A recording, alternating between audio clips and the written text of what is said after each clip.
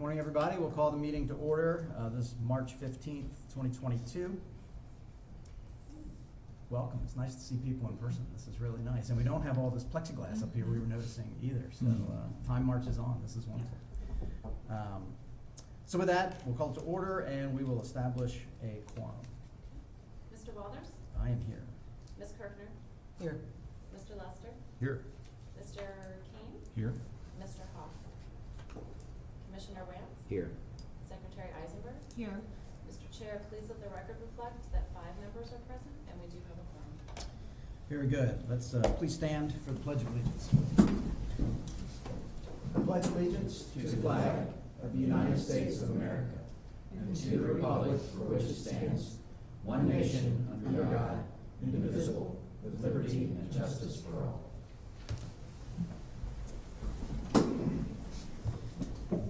All right. Next up is review and approval of the agenda. Does anyone? We have a revised agenda. Yes, we have a revised agenda. Item 9 was removed from this agenda, and I'll talk about that in my administrative report. But the one that we have as of this morning is the one you're putting forward for. Correct. All right. I move we accept the agenda as revised. Second? All right. All in favor? Aye. Sounds unanimous to me. We have minutes from January 18th and February 2nd. Anyone have any proposed edits or changes for that? If not, I'd be happy to entertain a motion for approval. I move that we accept the minutes for January 18th and February 2nd. Is there a second? Second it? All right, any further discussion? All in favor? Aye. Aye. Anyone opposed or abstaining? They are unanimously approved. Very good. Move on to item 6, commission member reports. I will start in that I approved a few items. I have to pull my email up. So there is the Buttercup Road property subdivision project, which is file number M180040, which I approved as the chair. And I also approved the following projects: Wakefield Solar Facility, S190004, the Westminster Lawn Service, S170043, the Smithburger property, M200046, and the Greater Baltimore Temple, S210002. So just wanted the record to reflect those. Beyond my opening comments, I don't have anything else to say. Commissioner Wance, you have any comments? You were asking me? Come on, it was somewhat rhetorical. Good morning, and it is also, I will also say that it's good to see everybody in person. And yes, the plexiglass is gone. We've taken additional steps here in the office building. Still kind of being a little bit mindful about how many folks are in rooms, but we feel as if we're to the point where we can actually see one another without looking through glass, which is good. With that said, though, we want to be mindful that COVID is still lurking, and let's not just forget about it. We're telling folks if you don't feel well, if you have symptoms, please don't come to work. And we're also being very respectful of those that do want to continue to wear masks, because that's what we need to do as we move forward. So, but we're at a place now where we feel we can do that. But again, we're keeping our eye on things, so we'll continue to do that. Couple quick things from me. I know that Commissioner Rothstein recently had a town hall meeting, 2 of them as a matter of fact, and much of the discussion was about 2 of the properties in Eldersburg that are near and dear to most of your hearts here. And turned out, I watched some of it, turned out to be a very positive meeting. Communication's a good thing, because when people have questions, you can get those answers. Sometimes that just stops all the things that are associated with those that are challenged by these. So I think it was good. I applaud him for doing that, and we'll see where that goes. I think there's a different mindset down there. So kudos to my colleague, Commissioner Rothstein, for that. We are in the middle, I think some of you will remember, that we, several months back, had a group called Siegel, do a complete, assessment of Carroll County government, from our organization, and compensation and all things associated, with Carroll County government. So, we got their first report, I believe, 2 weeks ago or 3. Now we're diving into that. And what could potentially happen with that is the way in which, it could change the way in which we're structured here. We're gonna look at, perhaps, marrying some departments together, making some personnel, adjustments, if you will. We need more folks here, more folks over here. So it's a huge undertaking, and we want to try to get that done before this Board of Commissioners leaves office, so, or at least set the groundwork for that, which will be we've only got till December, so we're going to be working hard on that. More to come, and I think it was needed, and the way in which, look, the pandemic changed a lot of things. The way in which people work. There's a lot of work from home now, and so we're looking at all these aspects. So changes, I believe, will be coming at some point, and we're going to be working closely with staff in a positive way. With that being said, we're also getting ready to jump right into the budget. We had our first meeting last week, and that's always a fun time. We have to have a balanced budget here in Carroll by May. So we'll be working hard on that, and that's always challenging times ahead for that. On top of all that, the General Assembly is still meeting, and there's a lot of things that are going on down there. We've talked about this before at this group. Most of you will remember that back in 2007 or 8, highway user revenue was pretty much eliminated from the counties. And at the time, it seemed like a reasonable decision because they needed the money elsewhere. But to put it in perspective, Carroll, over the last 10+ years, has lost $150 million of revenue for highway, and that's highway user revenue. That's for not only new roads, but maintaining the roads that we have. So, $150 million. That's a number. So, I was down last week testifying on behalf of Carroll, and it's interesting because it's the first time in a long time that I've seen such a bipartisan issue. I was sitting beside Baltimore County's executive. I had Prince George's County executive on the other side. I had Mayor Scott just to the left of me. So everybody's all in on this, and we feel like now's the time. So for you, that means a lot as well, because roads are very important. When we look at these new developments, what have you, it's a huge issue. So fingers crossed that we might get some of that money back. Not all of it, but at least get it back to the percentage that it should be. And we're saying that on top of the fact that gas is kind of pricey right now. So it's interesting, a little bit ironic, but that's what we're attempting to do. So, and finally for me, most of you know that we're doing the best we can to fill a lot of slots in our, in the many organizations and the folks that help us out here. And this is one of those commissions that we rely on heavily. And I'd like to, on behalf of my colleagues, the commissioners, welcome Mr. Michael Kane to the dais this morning. Michael comes with an incredible background and from the Finksburg area, and I think will do very, very well here. And so we want to thank you for stepping up, sir, and welcome you to planning and zoning. And hang on, speaking of highway user revenue, it gets to be a bumpy ride sometimes. But I think you'll do very well. We had another gentleman that we thought we had a good spot for him, but unfortunately it didn't work out. So we're going back to the drawing board, and we hope to have another name or two, or another face or two here as quickly as we can. So thank you all for serving, and y'all can't go anywhere. Okay? So, spring has sprung, so I think we're all in a place where we feel a little bit refreshed here. So, thank you all, and that's it. Thank you, Commissioner. Thank you. Very good. And on behalf of the commission, I want to extend my welcome to you as well, Michael. So, Thank you. I was talking to you a little bit before we Yeah. started, but we're so happy to have you here. We thank the commissioners for making this a priority and getting us staffed up. So Happy welcome to- aboard. Happy to be here, excited to dive in. Very good. Well, we'll dive in right now. Okay. Anything else, Janice or Pete? Nope, I'm Good, let's do this. All right, very good. Then we'll move on to item 7, which is the administrative report. And Madam Secretary, I'll turn it over to you. All right, well, good morning, everyone, and again, Michael, welcome. We had the pleasure of meeting last week.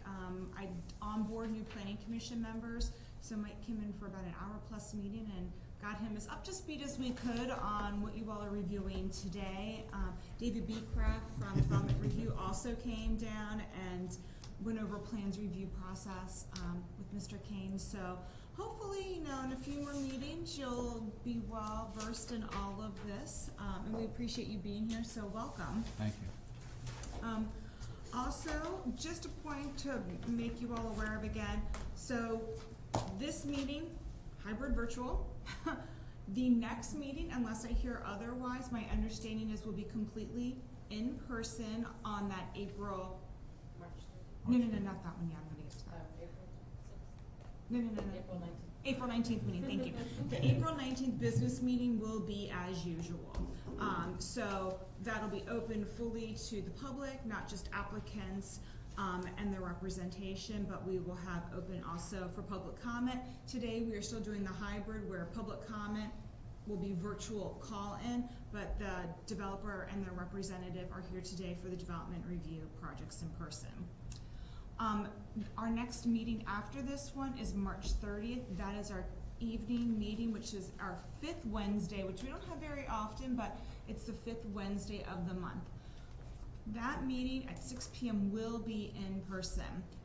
And the reason for that is we had an agenda item that was number 9 for today, which was known as, I'm sorry, incorrect, my bad.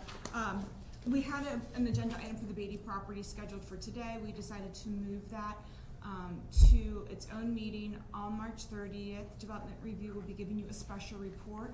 We thought it was important to showcase that property by itself at an evening meeting and one of our first evening meetings open to the public. We do still have a room capacity, so if it gets to be too much, we'll have to have people wait, or we'll figure out a system for that. So I just wanted to make you aware that the next Wednesday meeting, the 30th, is 100% in person.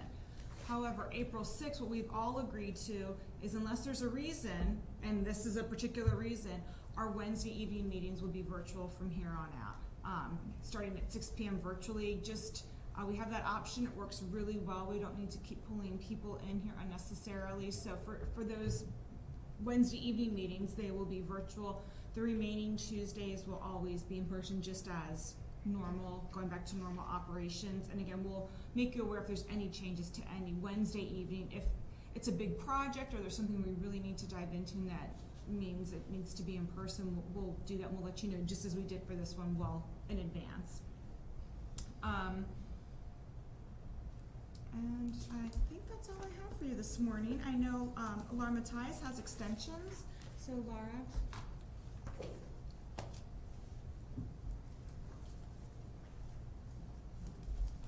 Hi. Good morning. Good morning. This is very exciting. I found my way back to the room, no problem. Remember where it was. Good to hear, Laura. Yay! We are here. Laura Mattias, Bureau of Development Review. We have had 2 extensions since our last meeting. The first one is called Abbott Acres. The file number on this is P02029. It is a plan of subdivision. There will be 7 new lots, and this is the 12th extension. And it was a 1-year extension, and it is in Commissioner District 2. Okay. And the second one we had was a site development plan, the Crossroads Vehicle Repair Shop, also in Commissioner District 2. And this is the 3rd extension request for this project. Okay. Thank you. Thank Thank you, Laura. Boy, that Crossroads has been on our radar for a while, yep, gotcha. Next I'll have Abigail, update you on BZA cases. Good morning. Good morning. So there were 3 cases that were heard on February 24th. Case 6376 was William and Michelle Jansen. It was for conditional use as a commercial kennel at 1209 Liberty Road, Eldersburg, in the commercial medium zone, District 5. The board found the use consistent. Case 6377 Terry Williams was for conditional use as a deer processing shop and a contractor's equipment storage along with variances. The property was in the agricultural zone at 2800 Nicodemus Road, Westminster, in District 9. The board found the use and variance is consistent. Case 6309 Jeremy Watt was for conditional use for manufacturing and storing mulch at 2608 Dr. Stitley Road, New Windsor, in the agricultural zone, and that's in Districts 11 and 9. The board found the use consistent. There are no BZA cases pending review by the department. The next BZA hearing is scheduled for March 29th. Very good, thank you. And that's all I have for my administrative report this morning. Thank you. All right, very good. Thank you. We move on to item 8, which is Consolidated Transportation Priority Letter. So while Mary pulls up her presentation, we wanted to present to you what went before the Board of County Commissioners for the Consolidated Transportation Plan's annual priority letter that we develop, that we send to Maryland Department of Transportation. We do it in April as the typical cycle for submittal. We work with our state delegation for them to sign the letter and endorse it in addition to the Board of County Commissioners and forward to them. We actually had a nice front page right on the paper a couple weeks ago, or last week I believe, on the letter itself. But these are the priorities that the county has set out for state road projects that are within Carroll County for capacity enhancement and improvements to those roads. Prior to even meeting with the commissioners, we start this process in the fall, and we do go to each of our municipalities asking them what their priorities are for the state roads that may go through their communities, as well as any other types of state-funded projects within their community. So with that, I'm going to have Mary present to you the projects for this year. Good morning. Good morning. As Linda said, and this is the presentation that we gave to the county commissioners twice, so apologies to Commissioner Wance who's seen this. We do this twice already. It's important enough that It is I'll look at it important. a third time, so. I'm It good. is, and one reason we're bringing it to you, this is informational only, this is approved by the commissioners, and then we'll get to that. It's signed off by the delegates and then sent to the Secretary of Transportation. But one reason we're showing you is because this is basically master plan implementation. The things that you've approved in plans, this is one of the implementation mechanisms. So, do we need to do this? The arrows down? Okay. Basically, what we're gonna go over is the purpose of the letter, our review process, the actual approved letter, which was sent out to you, I believe, the next steps, and any questions and answers.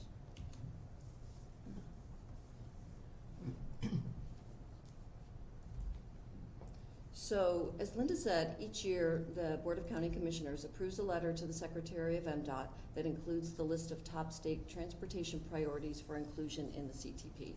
This includes state highways and roads, and these are basically capacity enhancing projects, streetscape improvements, county trails, and transit. I apologize, I can't get this. I think Linda just went over this. Basically, we meet with the town staff, we meet with other agencies within the county. The Board of County Commissioners met twice to talk about this in February and March, and it must be submitted to the state in April.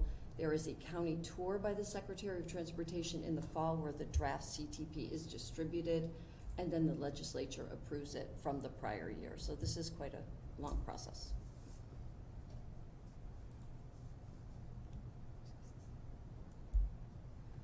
So this year, and it's not changed a lot since last year, but there's several changes.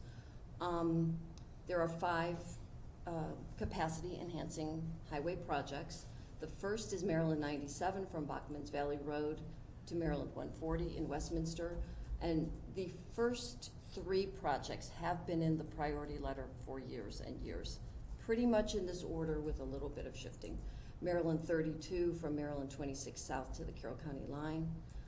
Maryland 26 from Maryland 32 to the reservoir. Maryland 140 corridor improvements from the county line to Kays Mill. This was just added last year. And number 5 was added just this year at the request of Mount Airy. But also with the agreement by the county commissioners that it was an important priority is Maryland 27 corridor improvements from Carroll County line to Lyshear Road.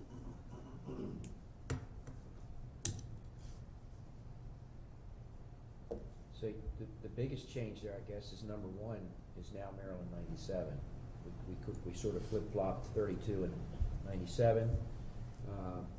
And it was felt that, 32 certainly needs some assistance down there. But if you've been out past the airport lately, they did add another lane.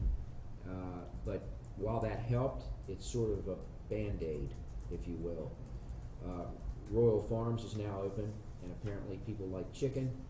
So there's a ton of traffic there at that first light that goes into that what's that called? That industrial park? Yeah, the industrial the park, but I airport can't remember park? what it's called. But Oh. anyway, that light now has become quite a challenge. And apparently there's a Dunkin' Donuts coming out there as well. So it's really starting to get congested out there. And we feel like adding those lanes, we're adding this as a priority now, will be helpful because it's gonna take time to get the easements and what have you to get from where we are at Pleasant Valley Road to Boston's Valley Road. That's gonna be tough to do. So trying to get ahead of that is what we were trying to do there. So just a brief explanation is why we flip-flop those two. Right. Right, and so now it is the number 1 priority, as Commissioner Wentz said. For those reasons, another very important reason, and you can see here that what the scope of the project is on the screen, but the first request, and I apologize, there's 2 A's, but the request for a breakout project for a feasibility study in the state of Maryland, because of it's called the Chapter 30 scoring requirement. A project cannot be in the CTP unless it has been scored. It can't be scored unless there's a feasibility study for it. So this is the only project of the top 3 that doesn't have that kind of study yet. So this, highlighting it as the number 1 priority, brings that to the attention of the Secretary that this feasibility study is needed now so that the project can actually start moving. So that's really one of the main reasons. And also, it's crucial that necessary right-of-way begin to be reserved because as these projects are coming online, you don't want the right-of-way to be used for development. So also, even though it was number 1 and is now I'm sorry, that's the map of the boundaries of this project. So the number 2 priority now is Maryland 32. It remains a very high priority for project planning. Ultimately, it's to widen the roadway from 2 to 4 lanes, including pedestrian facilities and other amenities.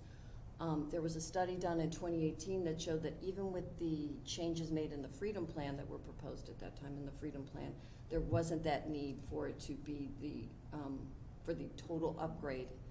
I believe, Linda, was that in a 20-year time frame that Pell study?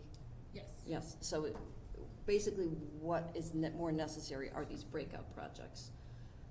So the first breakout project is being requested for engineering design of Piney Ridge Parkway, Macbeth Way to north of Springfield Avenue, and then a second breakout project for design funding for 2nd Street to Main Street. And both of these were highlighted in the Pell study that was done in 2018. Mary, do we know what's gonna happen in Howard County with respect to 32? Are they doing something similar in terms of widening it? Have they completed? They've done from 108 to 70. North of 70 is not a priority for them at this time. It's not. So, no, the project below that, they put about a $40 million of their own funding toward it to get it dualized from that 108 to the 70 interchange. Yeah, I know, and that's nice. I mean, it's not quite finished, but it's nice. Mhm. And it just seems like then as you cross over 70 and you get into north of 70, all of a sudden, you're back to. Yeah, right now that is not part of their priority to dualize that at this time.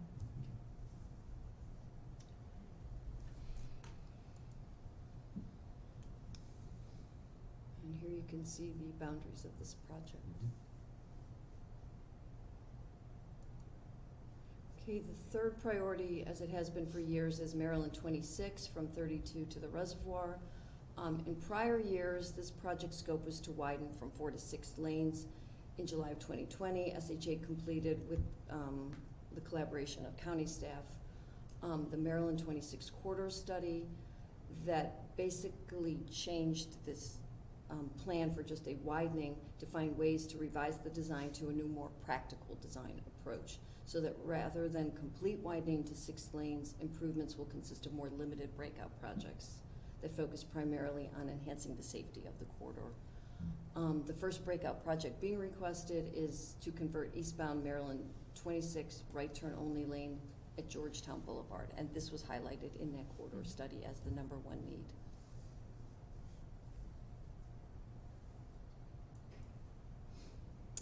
Again, it shows the project.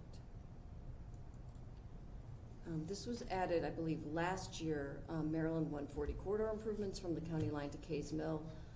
Improvements include a 4-lane divided highway, a full interchange at Maryland 91 with additional auxiliary lane east of 91, and access management improvements, which in that area are very important. There was an initial breakout project requested last year for a jug handle I believe at that time it was the concept, At that time it was the concept study for the jug handle project. Now it has been funded for full design.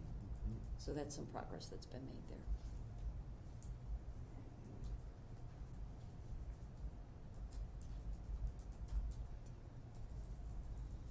It's a pretty small target you have to try. I do. Can you arrow down? I tried arrowing. The arrow wasn't. No, I can't even find it. There it is. I apologize.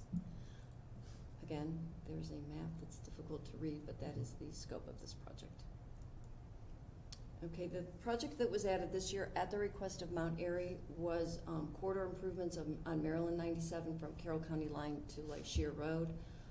Again, this was requested by the town. It's approximately 2 miles in length and includes 8 intersections within Mount Airy and immediately outside the municipal limits. Their request cited the town's 2016 Route 27 corridor study, recommendations for a number of improvements, including widening of the roadway, dedicated turn lanes, signalized traffic control, boulevard separation of lanes, and controlled intersections to allow for pedestrian crossings. We have not identified any breakout projects. That would be something that would come once this would be in the CTP. And also, I mean, this is necessary because of some proposed developments that are going on in the area, so the breakout projects would depend on what happened with those.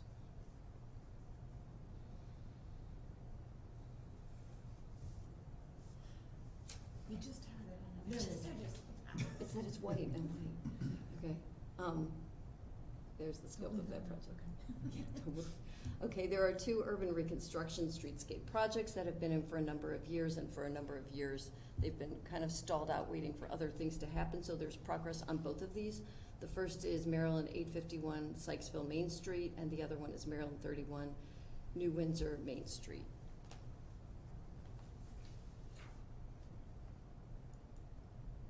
Okay, the first one, Maryland 851, the concept has been completed years ago for this project, but it's not currently funded for design.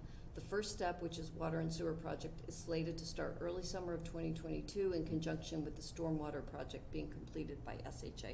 And these 2 steps were necessary and really were holding the project up for a number of years.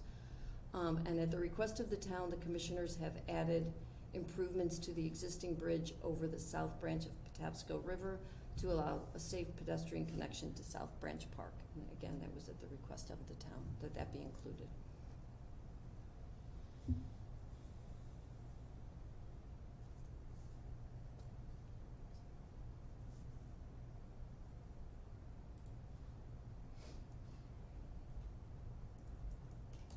The second urban reconstruction project is New Windsor Main Street. This will include improvements to sidewalks, enhancement to bike and pedestrian accessibility, as well as roadway improvements. There's also been some progress by the town in working through some of the water line issues. So we expect this to begin moving forward soon. Regarding transit, we include this in the letter, even though this isn't really the main purpose of this, but we do always include it, and it's identical to the annual transportation plan that's approved separately by the commissioners. So this year, Carroll is requesting operating funding for replacement buses and preventative maintenance funding. And outside of the ATP, Carroll County is also in the early planning stages of preparing for alternate fueled vehicles, along with the supporting infrastructure, including the use of solar panels for power as well as bus coverage. And the last are the trail projects. These two, again, have been in the priority letter for years. The first one, the Governor Frank Brown Trail, unfortunately has not made any progress. It was being held up for a number of years because of security concerns with the Readiness Center there, and there has been, at least at our last checking, there has been no progress made on that. And the Westminster Community Trail, it's a multi-phase project that's been underway since 2010. So additional concerns, even though these aren't really requested to be placed in the CTP, that the commissioners want to bring to the Secretary's attention are a major project, which is Maryland 140, to widen the roadway from 6 to 8 lanes with a full interchange at 97, and continuous flow intersections at Center Street and Engler Road. Also the safety concerns, this has been ongoing request for a couple years of a study at Maryland 31 and Medford Road, a study of Maryland 26 and Johnsville Road for for safety purposes. And this new one this year requested by Public Works is a Maryland 140 at turnaround for the northern landfill. And that's a safety concern also. Also new this year, the Baltimore Metropolitan Council Congestion Management Committee has gotten together, and all the jurisdictions, to my knowledge, last time I checked, were including language in their priority letters stressing the coordinated efforts of supporting all the different multi-jurisdictional projects that are to the benefit of the region. So that you'll see in the letter that you got, there's a couple paragraphs on that, and that language is being inserted in all the different priority letters that belong to the BMC members. So the next steps is to get signatures of the delegation in support. We've been doing this for a number of years. Even though the letter comes from the commissioners, we attach a letter asking for the delegates to support it. And then we transmit it to the Secretary by April 1st. Any questions? A lot of information. Well done. Yes, Yep. well done. Thank you. Important stuff. Thank you. All right, thank you. Thanks, Mary. I'm gonna let David get me out. All right, then we'll move on to item 9, concept preliminary subdivision plan, P-210003, Lake Hills, Section 3. And as you all are coming up, I want to disclose, the developer is S. Purnell Clapp, and Mr. Clapp's been a friend of our family for many years. I'm not in any business with him or anything like that. But I don't think that would affect my ability to hear this. I don't typically vote as a chair anyway, but if any member has any concerns or would like me to recuse myself or abstain, I'd be happy to do any of those things. I'm good. Okay. Very good, thank you. Hey, John. How are you getting great yet?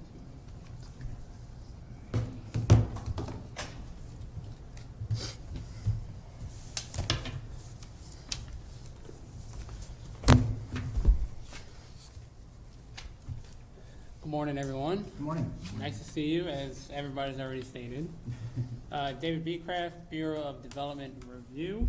As already mentioned, the first project we're going to be talking about is a subdivision plan. This will be Section 3 of the Lake Hills subdivision, file number P-21-0003.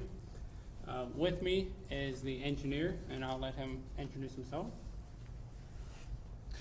John Limmerman with RTF Associates, 142 East Main Street, Maryland. Thanks. Good morning. Good morning. Okay, and so this is before you as a combination concept and preliminary plan. This subdivision is proposing one additional lot, and as mentioned, this is a essentially a dual review, a combined review of this project. And so, just to clarify for everybody, for subdivision plans, as everyone may know, there's a concept, a preliminary, and a final plan review. So we just merged the first two portions of that. So with that, the plan is before the Planning and Zoning Commission per Chapter 155 for consideration of a concept subdivision plan and preliminary approval. There are two actions that are going to be required. One is approval of the preliminary plan of subdivision pursuant to Chapter 155. And two is approval of the preliminary plan of subdivision pursuant to Chapter 156, which is concurrency management. Okay, so with that, for those who are unaware, this project is located on Ridge Road down in Eldersburg. Actually, the address for it is 7200 Ridge Road in Marriottsville, Maryland, and this is within election district number 5. And so here, if you look on here, here is Ridge Road. This is the site outlined here, and then here is 26 up here. So a little bit of history, as this is section 3. So the original property was comprised of just over 80 acres, and it extended to both sides of Ridge Road. So it was a portion on the south side and a portion on the north side. Off-conveyance lots were approved and recorded from the original property back in 1977. In 1979, Section 1 of Lake Hills was recorded, and it created 3 lots of subdivision, 2 on the south side and then 1 on the north side up here. In 1981, the plat of Section 2 of Lake Hills was recorded, and it created an additional 10 lots of subdivision, all on the north side of Ridge Road. And so I'm gonna back up here. So all of these lots you see up here, those are Section 2 of the Lake Hills subdivision. And as you can see, it is with Lake Hills Court. And so after that Section 2 subdivision, there was a remaining roughly 25.5 acre property that currently lies on the south side. And so that is what's looking to be re-subdivided and is outlined here. On that property, it hosts a private residence and has various outbuildings. Access to the property is via a private drive that is direct access to Ridge Road, as you can kind of see here. And the property is outside of the priority funding area, but is located within the Freedom Designated Growth Area.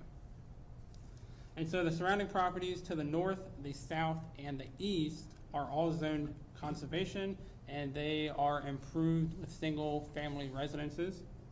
Adjoining properties to the west over here are zoned are zoned R40,000 and are improved with private residences, or you can see there's 1 or 2 properties that are completely unimproved. The subject property and all surrounding properties are currently served by private well and septic systems. So the developer is now proposing, again, to subdivide the remaining roughly 25.5 acre property to create Section 3 of the Lake Hills subdivision. This proposed subdivision is for the creation of 1 lot, which will be lot number 14. The proposed lot 14 will be just over 3 3/4 acres, and it will have direct access to Ridge Road via a new private drive. The proposed lot meets the standard minimum size of 3 acres, lot width of 300 feet, and setback requirements of 50 feet from all property lines as applicable to the Conservation Zoning District outlined in Carroll County Code. After this lot has been recorded, the parent property will consist of just shy of 20.5 acres. So the concept subdivision plan was initially submitted June 1st of 2021. The plan was subject to citizen involvement during a regularly held meeting of the Technical Review Committee on July 26, 2021. No citizens signed in at the meeting, and since that meeting, there have been no phone calls or no written correspondence in reference to this project. And so before we go too far, just so you have idea on how the property looks. So So the top two pictures are looking on north and south of Ridge Road. And then the bottom two pictures are looking at where, a general idea as to where the property is going to be. Unfortunately, I am not a surveyor, so I couldn't designate exactly where it was, but it's definitely going to be within this wooded portion here. Okay, so the plan is exempt from landscaping and floodplain requirements, water resource management, soil conservation, zoning, and grading and sediment control have granted approval of the plan. Forest conservation is approved, and there is going to be a forest conservation easement on the new site. So you can see by this, this hashed area here that kind of surrounds where the house will be located. Engineering review and State Highway Administration have reviewed and approved the plan, and the Carroll County Health Department and the Bureau of Utilities have approved the plan with on-site well and septic systems. Stormwater Management has granted final approval of the plan. Achievement of stormwater management is via a wide grass shoulder for the driveway, which you can see shown as green on here. There are dry wells for the proposed house and a grass swale for the proposed driveway turnaround, as you can see by this little green sliver here. The Department of Planning determined that the proposed plan is consistent with the 2018 Freedom Community Comprehensive Plan land use designation of resource conservation. So as this is a combined concept and preliminary plan, with regards to preliminary subdivision plans, the code states, and I'm just going to read it verbatim, final plans need not be brought before the Planning Commission for review of compliance with the approved preliminary plan and all other applicable regulations at its regular meeting unless specifically requested by the Planning Commission. If final plan review is not requested by the Planning Commission in accordance with this chapter, the chairperson or the secretary of the Planning Commission shall be empowered to approve and sign the final plan upon confirmation from the Bureau that the plan meets all requirements of this chapter and all conditions for approval of such plat have been met, or shall disapprove the final subdivision plan or may approve it with conditions with respect to the timing of recordation of building permits. So essentially what all that boils down to is that if the Planning Commission chooses to approve this plan and does not wish to see it again, it will automatically go to Mr. Walters for final approval of the plan. If for whatever reason the commission wishes to see this again, you would just have to essentially say so. Okay, so with that, pursuant to Chapter 155, staff recommends approval of the preliminary plan subject to the following conditions. That the owner and developer enters into a public works agreement with Carroll County that guarantees completion of any required improvements. That the parcel shown on the plans is parcel A, which will be for road widening purposes, with the acreage of roughly 1.27 acres shall be deeded to Carroll County. That a stormwater management easement and maintenance agreement be granted to the county commissioners of Carroll County. That a forest conservation easement shall be granted to the county commissioners of Carroll County. And finally, that any changes to the preliminary plan as submitted and approved by the commission herein shall be resubmitted to the commission for further review and approval. So that is the first half of the report. Before I move on to the concurrency aspect of it, are there any questions in reference to anything that's been talked about already? Okay, we will truck on then. So the next section, so pursuant to Chapter 156 of the Code of Public Local Laws and Ordinances, once the department has determined that the residential development plan may be presented to the commission, the plan is reviewed for available threshold capacity. So essentially making sure that all public facilities in the area are able to withstand this additional lot of subdivision. So with that, we test various, again, facilities, and I'm gonna go through each of those one by one. So the first one of those will be for police services.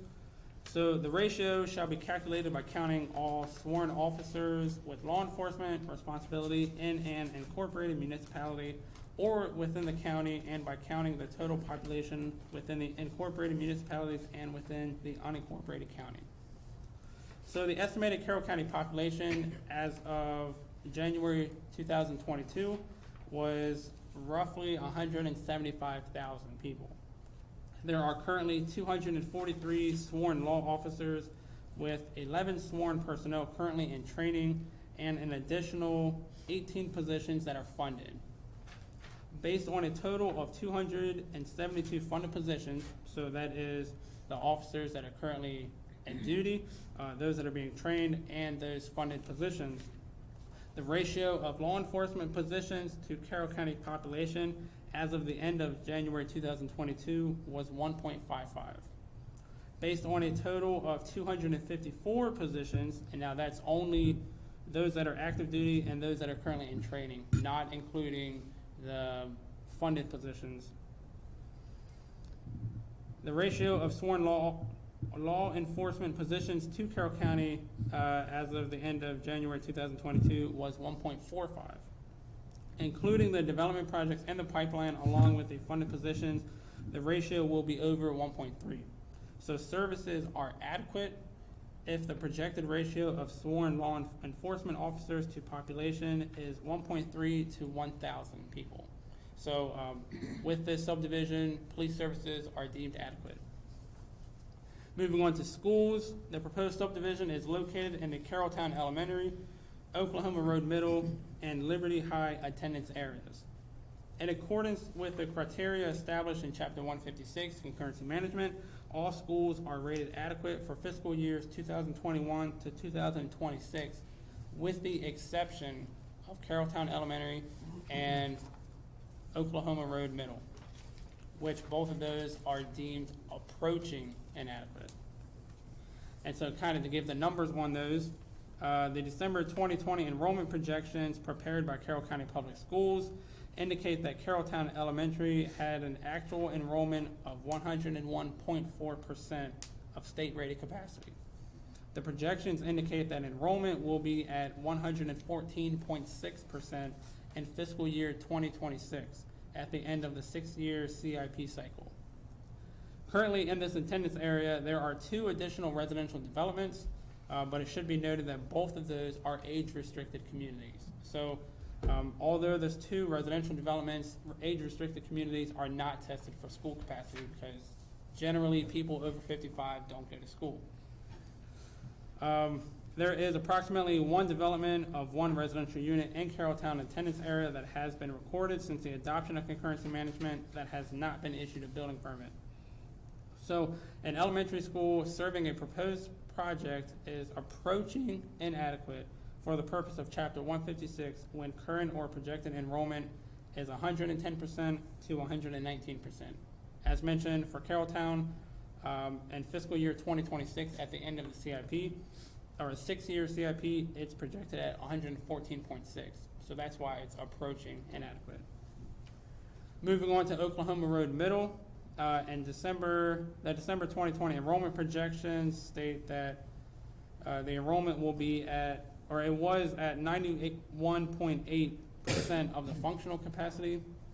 The projections indicate that enrollment will be at 113.2% in fiscal year 2026. Within this attendance area, there are 11 additional residential developments comprised of 159 lots. One of those, as you may be aware, is the Hobie Wolf subdivision. So that's where a lot of those lots come from. And those are all currently in the review process. Aside from those 11, there's also 3 additional residential developments of being the age restricted. So I wanted to separate those out because, as I said, those are not tested for school capabilities. There's approximately 5 developments of 5 residential units within the Oklahoma Road attendance area that have been recorded and have not been issued a building permit.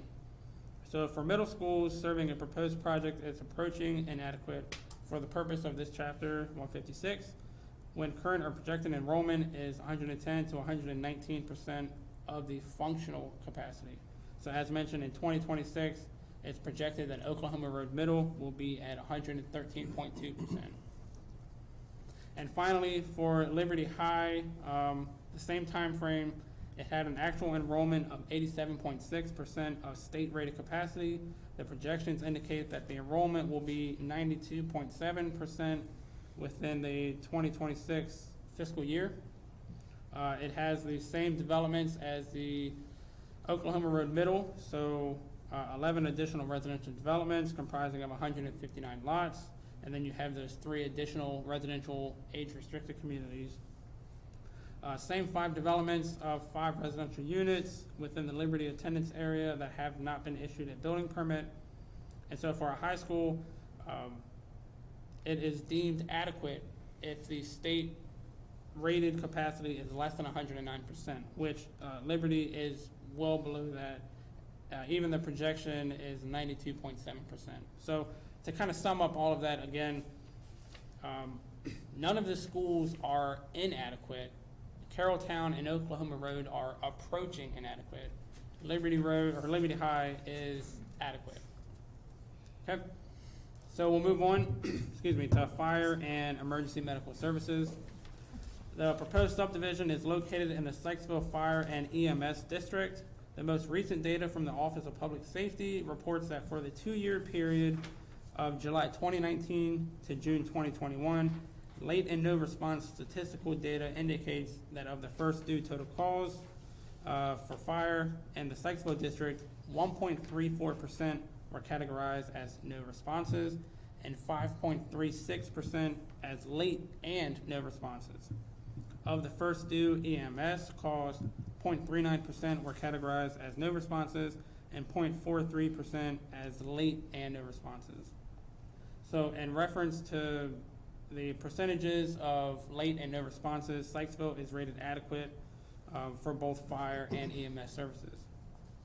With regard to the call average time for fire, for the same 2-year period, Sykesville had an average response time of 6 minutes and 31 seconds, which is adequate. With regard to EMS, average response time, Sykesville had an average response time of 6 minutes and 28 seconds, which is adequate. And for both of those, the services are deemed adequate when utilizing an average over the previous 24 months. Response time is less than 8 minutes, which both of those are well under that. And the primary route from the firehouse to the proposed development does not include travel over bridges that cannot adequately support fire and EMS apparatuses, so that is also deemed adequate. And finally, the last public facility that's looked at is for roads, for county roads. This project is only impacting Ridge Road, and Ridge Road is rated adequate. So moving on to the recommendations, just to kind of sum it up again, as this is a 1-lot subdivision with no county road improvements, the concept plan and preliminary plan were simultaneously processed and reviewed.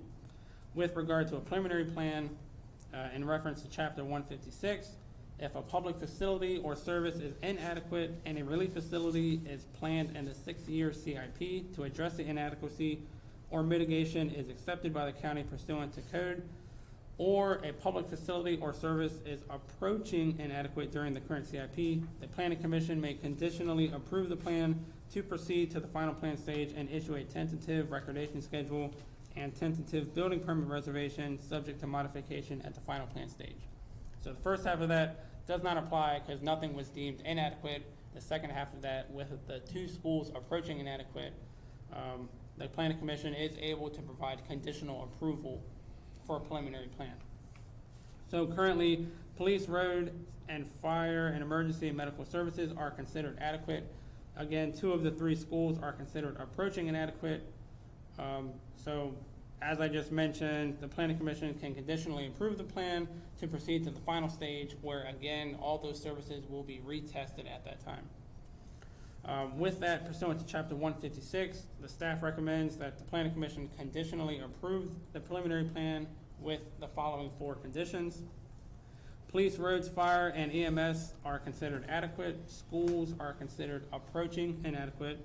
The building permit reservation is for 1 lot in fiscal year 22, subject to modification at the final plat stage. The recordation schedule requires that the plat be recorded within 24 months of the preliminary approval. And finally, the building permit reservation is allowed to roll over year after year until the sunset provision takes effect and the preliminary plan becomes void. A lot of information. So if you guys have any questions, need any clarification, certainly myself or Mr. Limmerman would be happy to help. Thank you very much, David. Very thorough. John, did you have anything you wanted to add? I just wanted to say that Mr. Clapp couldn't be here today, so he asked me to present the project to you all. And if you have any other questions as far as this one lot, let me know. Right. That's Any it. questions about this? Actually, I may have a couple. Go right ahead. Hang in there. David, we're using 2020 enrollment numbers for the schools. Is that where, those are the latest numbers that we have? Yeah, so- Pre-pandemic numbers? So we pull the numbers directly from the Carroll County Public Schools website. So whatever they have on the website is what we're able to use. Okay. You know, and I don't think it should hold up this, just to be clear. But insofar as Zabel's 400 yards from this, and, you know, this has a compounding effect as we improve things like this, I really think somehow we need to get information. And I happen to think the Board of Education does a really good job of forecasting student enrollment. I have had concerns around this, and every time I'm thinking, you know, the sky's falling, you know, their numbers are wrong, they're dead on. I mean, you know, they know what they're doing in terms of forecasting, because I've been proven wrong so many times when I'm thinking, you know, things are gonna be otherwise. So, I really think we need revised numbers, and we're in a challenging environment because so many people homeschooled, may not have come back. But I think we just need to know what's on the ground. How many kids, how many students are in the seats at these schools? And again, that's not an admonishment. I just kind of think we need to know. Yeah, no, Oh, I'm sorry. I was gonna say, of course. So as mentioned, this will get retested. Good. You know, when it moves on to the final, once all the agencies have approved it, it'll get retested again, and one of those again will be school. And I know, so I can't speak for the school, but I know that they've acknowledged that Carrolltown, Freedom Elementary, and Oklahoma Road are all challenging. Yes, thank you. So I'm not sure what mitigation, if any, is in the pipeline. But just know that they are aware of those issues. And the redistricting task force, or whatever you want to call it, I know that's up and running.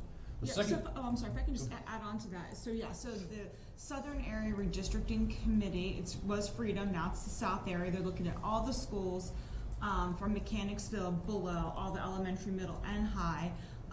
And they will have their recommendations to the Board of Ed this summer for public hearings in the fall. And a decision will be made by the Board of Education as far as redistricting goes, for that. Also in April or May, Laura, correct me if I'm wrong, I'm sorry, May, a representative from the schools will come, Bill Kane, who does all of those forecastings, all the projections, he's excellent. He will give you a report on the educational facilities master plan, which will address everything that you're, perfect. yeah. Okay, and again, I don't think it should hold up to one, but insofar as we've got, you know, something coming on later this month, we've got a number of significant developments in that area. I think we just need as much information as we can have. The second question I have is, insofar as this person also developed land closer to Ridge, you know, previously, do we have the right-of-way we need from this all the way up to Ridgewood Road? Because this is one of my favorite roads. It's a sleepy little road. It's got beautiful topography. In the fall, the trees are over the road further down as you get towards Marysville. So anyway, it's one of my favorite roads, and but it's a country road. Yeah. But as we're looking to give relief to Ridge and Marysville and how people commute, because again, we're saying this road's adequate. The people in the community will tell you otherwise, particularly, you know, now that things are ramping back up. So I'm just wondering if we have what we need from a right-of-way from this property all the way back towards the intersection of Marysville Road and Ridge. And if there's a way, if this person has leverage or not with what he developed previously, do we need anything that we don't already have? So the good news is, so kind of to speak to that, I'm not sure in reference to all the way back to the intersection. Okay. So when a subdivision comes in, we look at 30 feet from center line for that property. Okay. With this project being within the conservation zoning district, we're looking for, no matter what the size of the lot is or how much road frontage it has. We want 30 feet for that entire parent parcel. As provided by Mr. Limmerman through the review process, the road widening for the previous sections has already occurred, or it's already been provided to the county. And that sliver that you see is the remaining bit for this property. So, in reference to the parent parcel, which I said was roughly 80 or so acres with however much road frontage, we've gotten all of our right-of-way for that. Done. If there's any parcels between this property and that intersection, Yeah. I can't say. That's a different thing. Okay. Those are the questions I had, and thank you. Very good. Janice, any questions? Nope. Mike, any questions? Just for my education, first meeting, absorbing all this stuff. What's the water supply for fire prevention, or, fire response in the area? So that's actually a very good question. One that I am actually not familiar with. And I'm not sure if, Commissioner, if you're more familiar having done this. What the truck can carry? Isn't it what the truck can carry? Do you remember, Pete? I don't think there's a fire hydrant on this. That's where I was going. I don't think there is. I don't think there is. So, Michael, I believe would be by tankers. Okay. So there's, Winfield has a 3,000 gallon tanker. I think West Friendship has one as well. So that's the initial answer. Mm-hmm. It would be brought in that way, in And that the river is area. down a little bit down the road too. so- Right. And then typically, if there is a fire of that magnitude, they'll hit the nearest hydrant and utilize that, but I'm not sure where that is down there. I think there's hydrants on Marriottsville, but I'm not sure. We're So- required to have a note on our plan as far as the nearest the nearest water supply for fire. And Okay.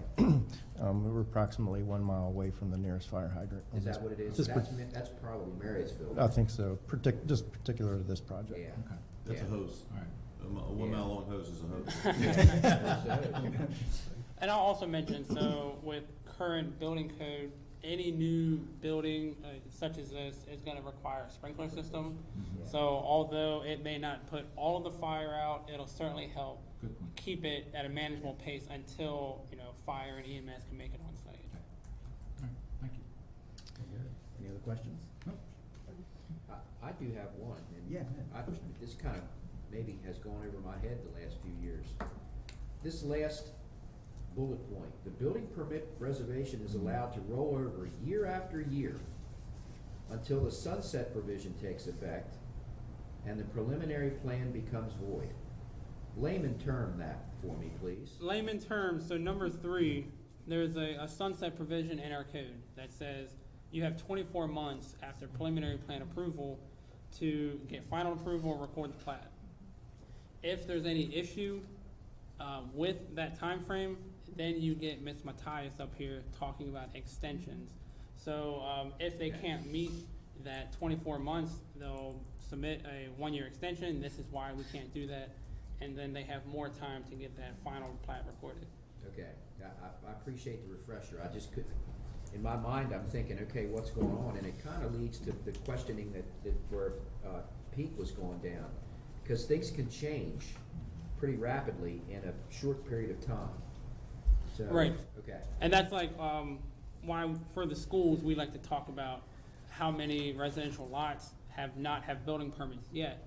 Because although they can build, sometimes those numbers aren't accounted for during those if they haven't built yet. So just being mindful of, I think some of them had 5 building permits, so just understanding that we understand the concern there. So that's why we try to put as much as we can into the report. Okay, thank you.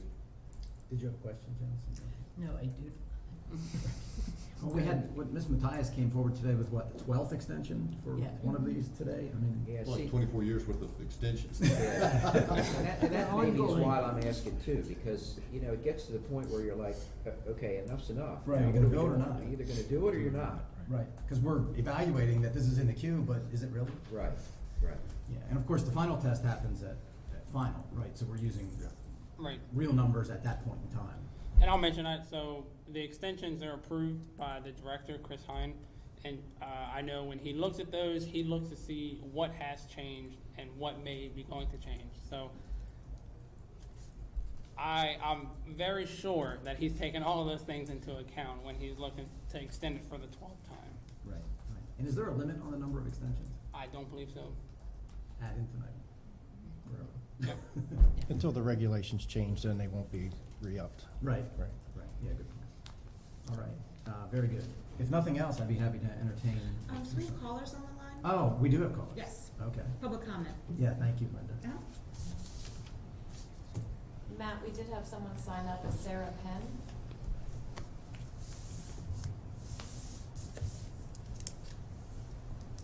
Matt, do you see a caller on the line? Sarah Penn is. Yes. If you can escape and you come down here, hit escape, and go to the go-to meeting. Callers on the line is Sarah Penn.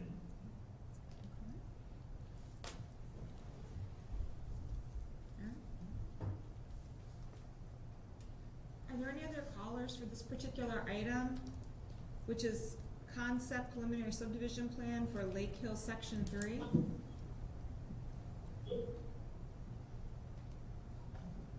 So is it in regard to the self-storage that you? No, that'll be, 2 more items. That's the last item on the agenda. Are you holding for that? Yes. Okay. All right, I guess, Ms. Penn is not gonna be participating in public comment for this item, Matt. Thank you. All right, very good. Thank you for the reminder, Linda. So, with no public comment, then I'd be happy to entertain a motion if you're so inclined. I'd move that we approve this, I'll make a motion that we approve it, subject to, 155 and, chapter 156, with the 4 stipulations listed. Could I ask you to break it into separate, if you don't mind, Okay. maybe just start with a motion, chapter 155, subject to 5 conditions? Sure. Just make the motion. Yeah, I move we approve, subject to section 155, Subject to the 5 conditions. subject to the 5 In the conditions. staff. Excellent. I second. Very good, thanks, Peter. Yes, sir. Okay, so we have a motion pursuant to chapter 155 for approval, subject to the 5 conditions listed in the staff report. Is there any further discussion? All right, and Laura, can we just, do we need a roll call, or can we just do a voice I think you should do a voice vote. Since we're all in person, we can see who's voting more Okay. clearly. That's fine. Very good. All those in favor? Aye. All right. It is unanimously approved. Thank you. And is there a motion to approve pursuant to chapter 156? Yes, I would move that we approve subject to 156 and the 4 stipulations noted in our notice. I second. Very good. So we have a motion to approve pursuant to chapter 156, subject to the 4 conditions listed in the staff report. Is there any further discussion? I would also note, I don't think we need to see it. I think you can sign off on Yeah. this. Good. Right, I agree. Yes. All right. All in favor? Aye. It's unanimous. Very good. Gentlemen, thank you very much. Thank you. Thank you.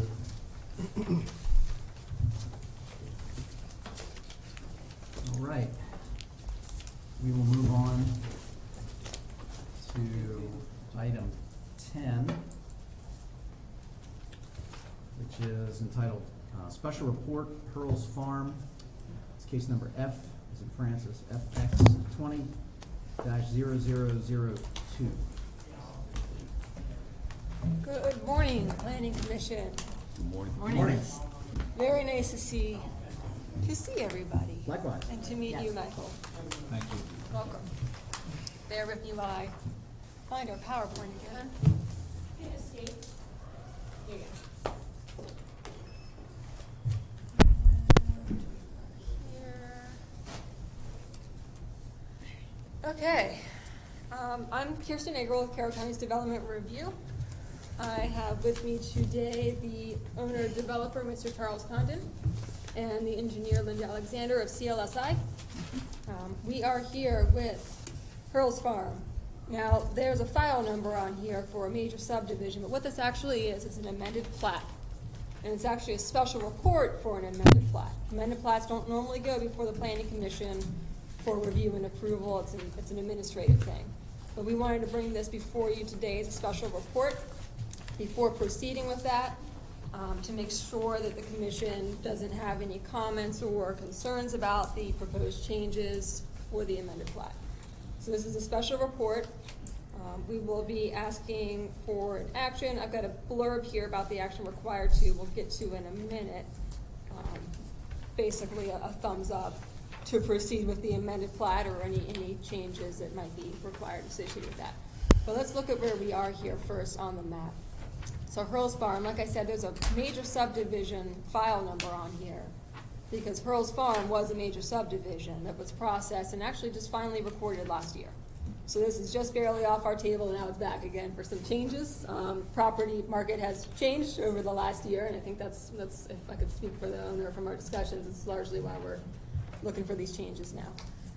So we're at Hurls Farm. It's a subdivision that occurred at the 26 and 27, Maryland 26 and 27 intersection, just north of that intersection.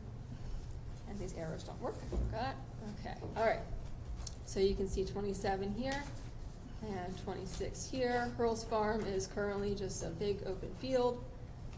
They are on the left-hand side or the western side of Maryland 27. Last year, the plat that was approved and recorded last year took the original property and split off 5 subdivision lots. I keep forgetting that arrow doesn't work. All right, this is the subdivision that was platted last year, where they did a 5-lot subdivision. They took 5 lots off, and that leaves a remaining portion. The remaining portion is what is left over after subdivision in the agricultural zoning district. So the remaining portion, you can see the full outline over here in this little inset. Was pretty large, 44 acres thereabouts, currently as of the last subdivision. So what's being proposed now is that the remaining portion is proposed to be reduced in size and put closer, essentially, to the existing subdivision lots. And then the part that was given up from that reduction, the rest of the remaining portion is going to be given to a neighbor. I'm just going to move this keyboard out of the way because I'm going to keep trying to use it. Okay. So what's being proposed now is that 44-acre remaining portion, which you can see here on the left, this is what the current configuration is. That 44-acre remaining portion is being proposed to be reduced in size down towards the existing subdivision lots, down to about 6.43 acres.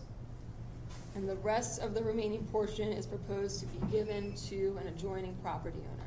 It's going to be done as a deed of add-on to the adjoining property owner. I'm going to show you which property that is.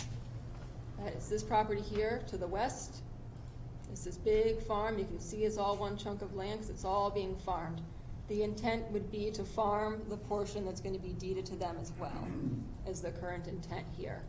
Now, it would be basically erasing this property line here, or rather moving it down and tucking it close to that 6 acres that's being reduced, the remaining portion. So this property line here essentially is going to shift down to here, and then the rest of that property is going to be given to that neighbor, and the intent of that neighbor is to farm it. I'm going to look here because there's a specific section of our code that relates to these kind of exchanges of property. When you exchange property like this, it's considered a deed of add-on. You're adding on the property. We're not dividing anything here. We're not dividing this property and giving it to a neighbor. We're adding on this property to a neighbor. There's a certain section of our code, it's actually in the definitions of subdivision, that subdivision does not include transfers to an adjoining property owner if the transfer is made with the following statement of the deed. It's a long blurb. It's in the report. I'm not going to read every single word, but essentially says that the land's being given to the adjoining property owner to enlarge that property.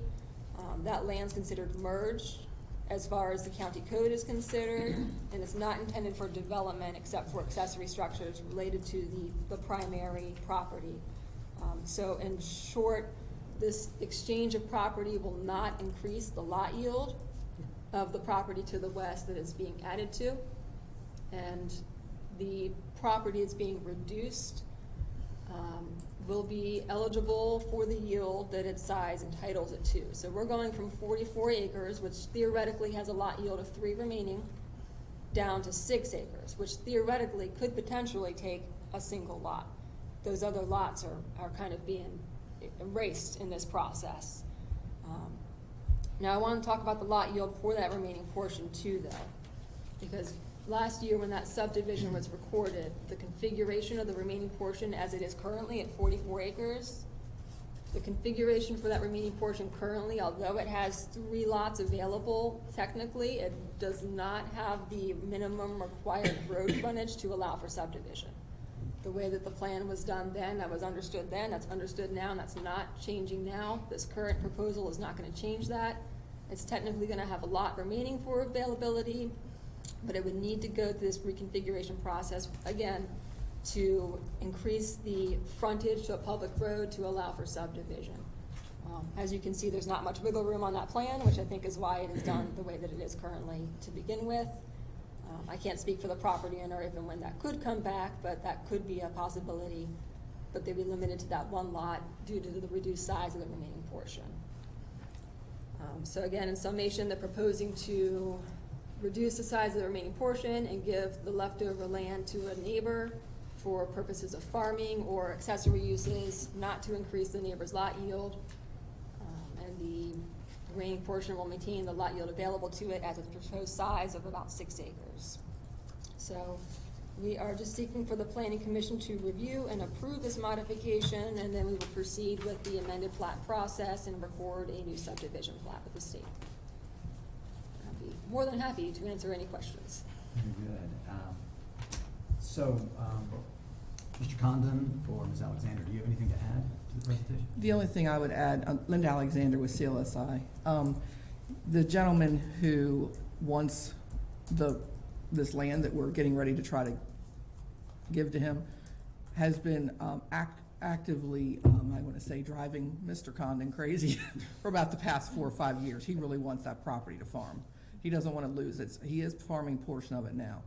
There is a county forest conservation easement on it that's still going to exist over some existing woods and existing stream on the one portion.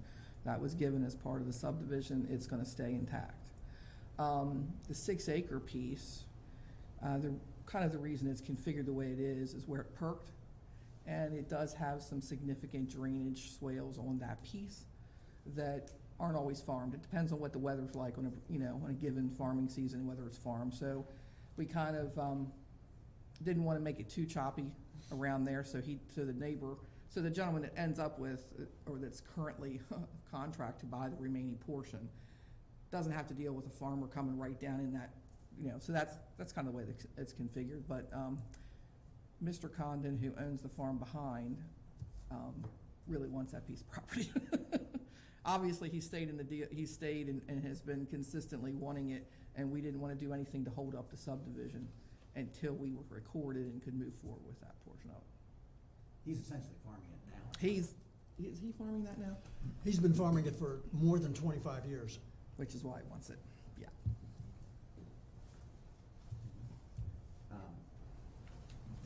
There's no recommendation in the staff report. It just says decision for us. I probably should have said recommendation. I mean, does the staff have any reservations about this? No, it was only to bring it to your attention as it's a pretty significant change in size, and because the remaining portion is shown on the subdivision plat, we wanted to make sure that there was consistency moving forward and understanding when that and why that change happened. Because again, it does technically have lot yield available to it in the future. So we just wanted to bring it to your attention that if there were any concerns, or otherwise if it's no concerns, we can just proceed with the amended plat process. The lot yield you're talking about is on the 6.43 acre? The lot yield on the 6.43 acres property, yes, that's related to the subdivision plat that was recorded last year. Now, it's of some note, but maybe not some significant note at this time, that the property in question this is being transferred to, Mr. Condon's property here to the west, does not appear to have ever gone through any subdivision or any off conveyances or been touched by our process at all in the past. So it's possible, although we have not confirmed it again because they haven't come through our process, that they could come before the county for a subdivision in the future. But again, this change is not gonna reflect in their lot yield availability for that. There will be a note specifically on the subdivision amended plat, to that point as well, or rather in the deed specifying that that conveyance is not for development purposes. So, am I right in understanding that really this is a net neutral in terms of lot yield? It doesn't change in terms of the remaining piece, and it doesn't change for the piece that's receiving the additional acreage? Nobody's getting any additional lot yield. The remaining portion is technically gonna be reducing its total yield, because it's gonna lose those 2 lots due to the reduction in size. Okay. So the remaining portion still has to come back to somebody to be able to build on it? Yes, well, not to Okay. build on it. So right now, the remaining portion at 44 acres could have a house. If it reduces down to 6 acres, it can have a house. Right now, 44 acres, it could theoretically have 3 lots, and at 6, it could theoretically have 1 new lot come off. But neither of those subdivision possibilities can move forward unless they change the road frontage. They have to increase their road frontage to a certain minimum width before it can be considered for subdivision. That's not on the table right now, and I can't speak for if it would be in the future either, but it's a possibility for 1 additional lot. Okay. I would say that based on the person that is gonna be building on the 6-acre piece and the size of house and the complex he's building, he doesn't have, at this point, he's not showing any intention that he would wanna come back and, put anything else back there. Not to mention, it's probably not gonna perk. So, In my experience, this is a little unusual, so let's just make sure I get my head around. I will tell you, in all the ones I've done in ag subdivision, this is a first. But then we have a very motivated gentleman behind that wants to continue to farm it. Right. So we're trying to accommodate that, and the gentleman that is very interested in the 6-acre piece really doesn't want the 44, but he really wants to be on that 6-acre piece of property, you know what I mean? And wants his house there, so. So at this point, I have other people, you know what I mean, like, not just Charlie, but we're trying to move it forward as fast as possible. Sure, sure. Is that farm in AgPres, Linda? No, it's not. I thought maybe it was, but it's not. And even the Harrison property to the, I guess you want to say, to the south there, it's not in AgPres either. So, To I have was, such a motivated agricultural person down there, you may wanna recommend that. I mean, I That'd was be- actually surprised Yeah, that he that would be wasn't. a perfect spot for AgPres in that area, Mm-hmm, so. so. All right, any other questions by any of the commission members? No. Do we have anybody on the phone? No, not for this particular item. Unless it's the buyer, I don't think we told him when it was. Well, very good. So do we have an interest in making a motion to, let's see, I wrote down, to approve the amended plat? I'll take a shot. Well, and we're not gonna be approving the amended plat, because we'll be approving the amended plat Okay. administratively. What do I you don't want us wanna to get do? the language messed. Go ahead. What did I have in here? To review and approve the modification Okay. proposal, I think would be a nice neutral. The modification. Okay. I make a motion that the planning commission review and approve the modification of the remaining portion from 44.42 acres to 6.43 acres. And once approved, an amended plat would be processed. Is that good? I'll second that. Very good. So we have a motion to approve the modification proposal. I'll truncate it a little bit. Okay. And we have a second. Is there any further discussion? Nope. All in favor? Aye. Looks like it's approved. Good luck.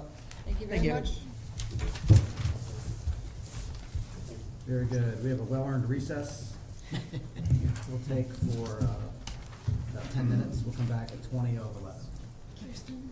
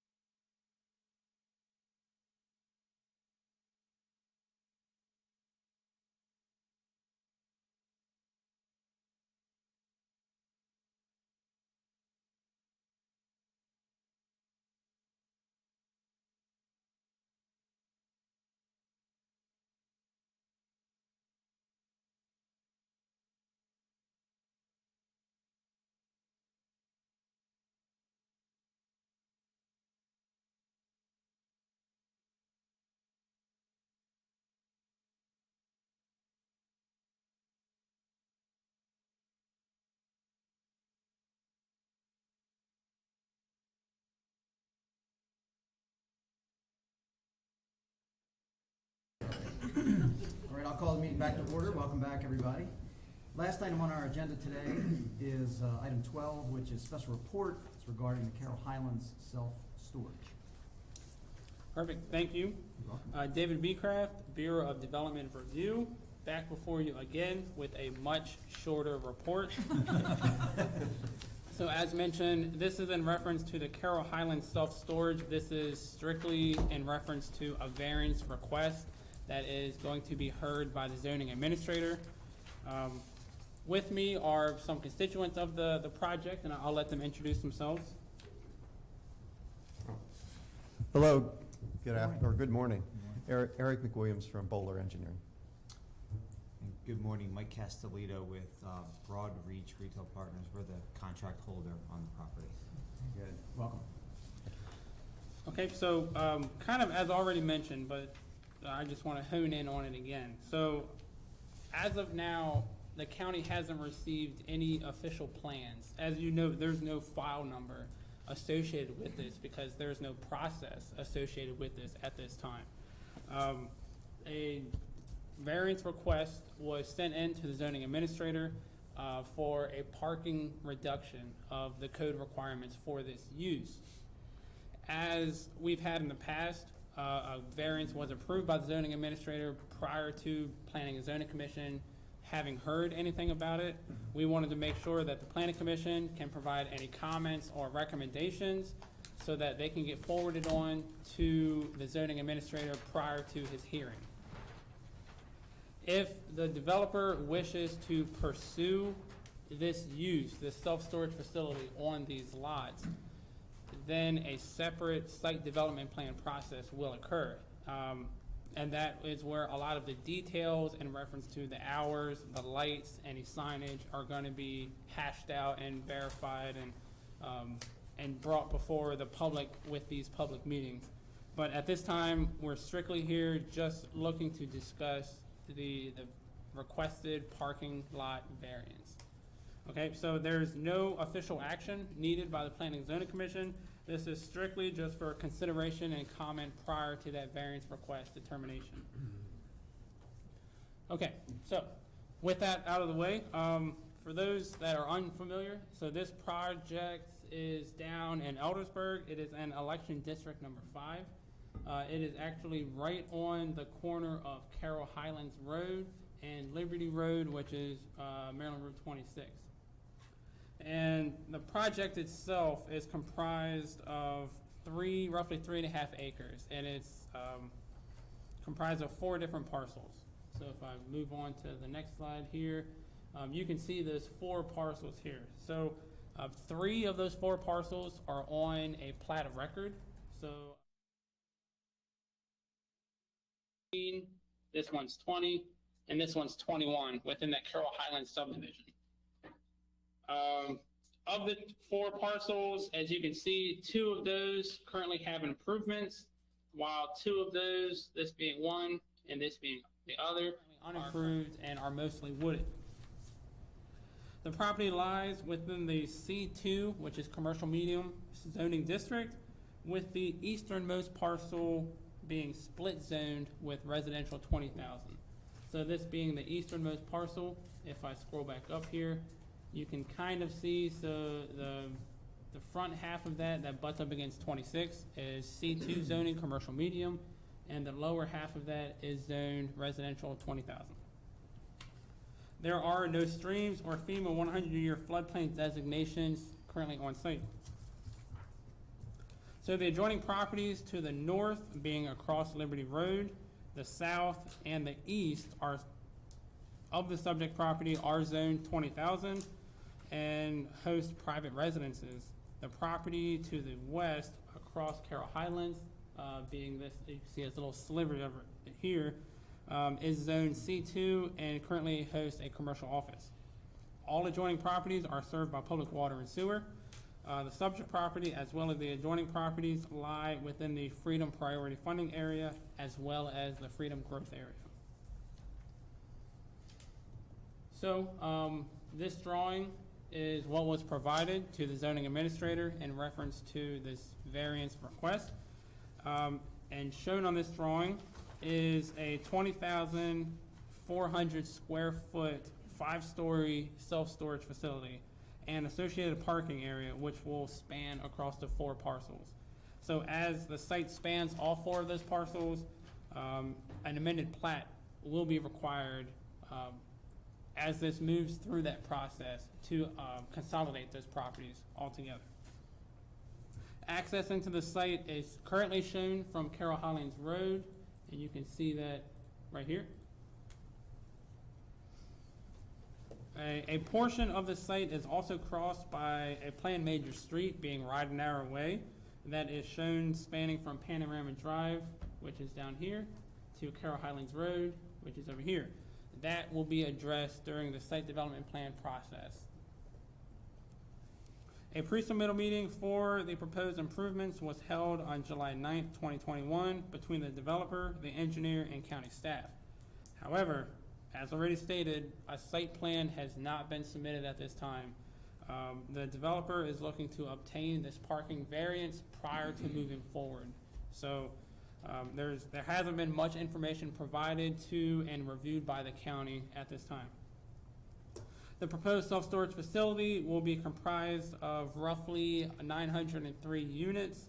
Per the code, a self-storage facility without driveway access, so without those individual drive aisles between units, are required to have 1 space for every 10 storage bays, plus 2 for employee parking and 3 for customer parking located at the business office.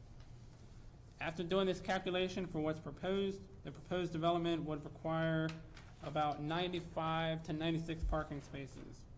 The developer is seeking a variance from the code required 95.3 parking spaces to roughly 24 parking spaces.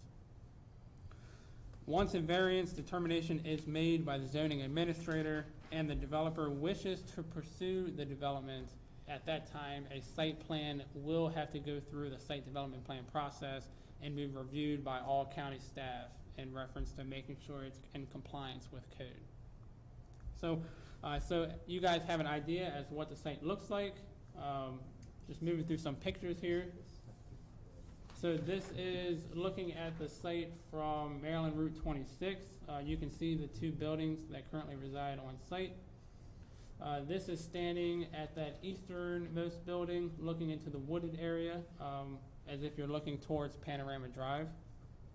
And this is standing in the middle of the site, again looking east to the east side. And then the next spot here, so these are all essentially looking to the west. So this is that existing building. This is looking towards Carroll Highlands, and this is that existing commercial office that's across Carroll Highlands Road. And then these 2 sites are just looking at the existing improvements on site. So again, at this time, we're not looking for any type of determination. We're just looking for any type of comments or concerns that'll get forwarded to the zoning administrator for his hearing. So with that, if there's any questions, I'd be happy to answer. I'm sure they've also be happy to answer any questions or concerns. Very good. These gentlemen have anything to add to what David has presented? Yeah, I think a few things, and I can get long-winded, so just raise your hand if I go on too I'll long. cut you off. The first time, David, if we could go back to the site plan. It's very rudimentary. It's a conceptual plan at this point in time. Once we understand or gain an understanding from the county as to whether or not we can reduce the parking, obviously it'll be refined further. But that Carroll Highlands Road, which is the collector for a residential development behind, we have the parcel beside that. I want to point this out. Now we could put parking there, right? But we're not going to. Number of reasons why. We're not going to get into those today. But it'll help, I think, keep that residential character by not doing that additional parking. We've got area to the west or to the east, which has steep slopes as well. And to the rear, which is residential, that we could obviously expand the parking as well. But there's really no need for additional parking on this site.